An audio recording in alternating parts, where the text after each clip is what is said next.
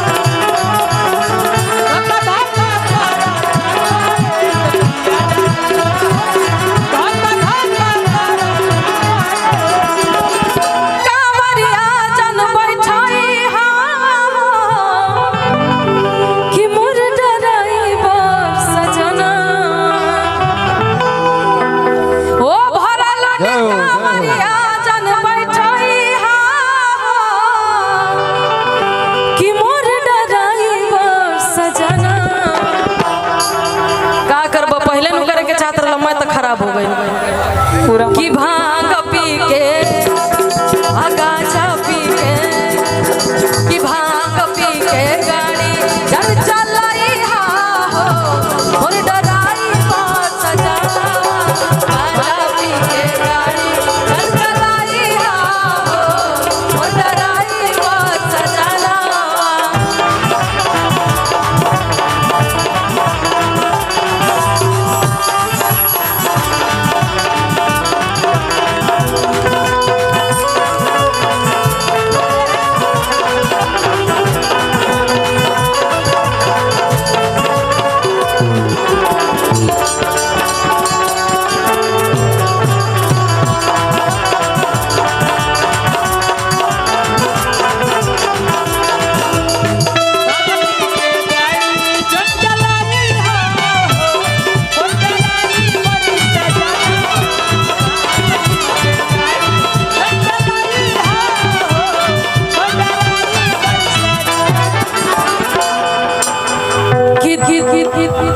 थोड़ा थोड़ा सा माइक इसको छोड़ते हुए रहिएगा, सूत जाता रहे पे तो। और ये नहीं भूलना है कि बीच बीच में जयकारा भी लगाते हुए चलना है, आप लोग का खास करके। चलिए आप लोग दोनों हाथ उठाइए, तो आप लोग पीछे वाले आप लोग के रिवाइटर की जरूरत पड़ गई, दोनों हाथ उठाइए। चलिए प्रेम से बोल शंकर भगवान की, बोल पार्वती मैया की।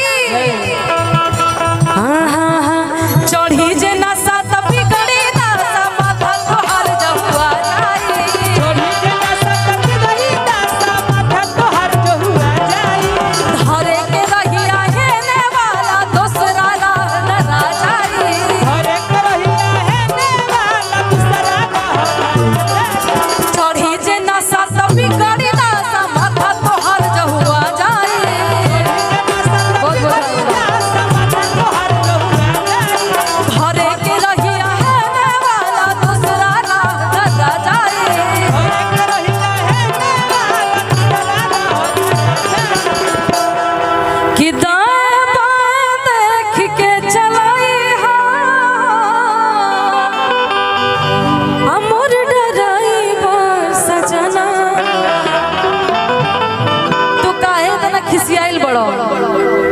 गर्लफ्रेंड से झगड़ा नहीं खेलू भाई। हां पहले बने आज के छठी माई। हाँ साफ एकदम मुंह और ऑयल चोखा ऐसा मुंह बनैले बड़े। थोड़ा सा मुस्कुराते हुए इंसान बड़ा अच्छा लगता है, तो मुस्कुराते रहिए है ना। कोई विशेष दिक्कत बात बताओ आगे कह, तू कह हम हो जा तक चल चली आगे का बात तू कह ना खाली कि दाएं बाएं देख के चलाई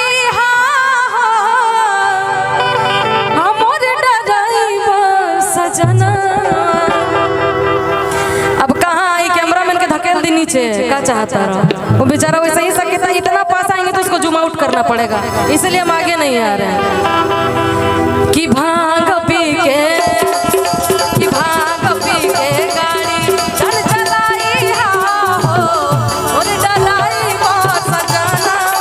गाजा पी के गाड़ी चल चलाई हो और डलाई सजना।